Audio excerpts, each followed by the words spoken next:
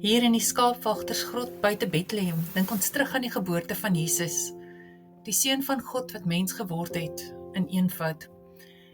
En in Lukas 2 vers 11 lees ons so mooi: Vandag is daar vir julle in die stad van Dawid die Verlosser gebore, Christus die Here. Wanneer ons na Jesus se geslagsregister kyk, soos dit opgeteken is in Matteus 1, sien ons iets merkwaardig. Dit is nie geloofshelde of konings of profete nie, maar dit is vol ongewone en onwaarskynlike mense. Persone met 'n verlede of gebrokenheid, of net met 'n randfiguurstatus. Dit is die verhaal van genade wat gekies is om onwaarskynlike mense deel te maak van die Here se groter plan. So onthou ons vir Rahab, die prostituut van Jerigo, wat haar huis in die muur van die stad gehad het. Hoewel sy heiden was, het sy geglo in die God van Israel, en dat sy haar lewe gewaag het om 2 verspieders te beskerm.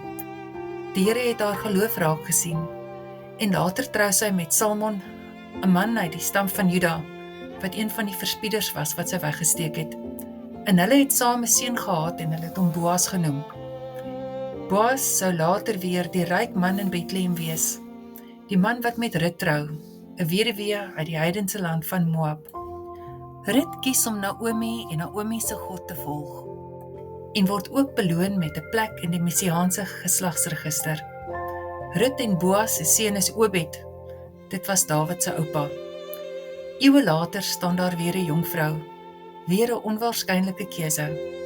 Maria, 'n jong maagd uit Nasaret, sonder status of aansien, maar met 'n hart vol geloof. Die Here kies haar om die draer te wees van die grootste geskenk aan die wêreld, Jesus Christus die Verlosser.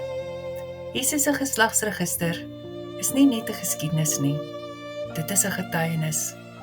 Die Here se werk deur die mense wat die wêreld miskyk.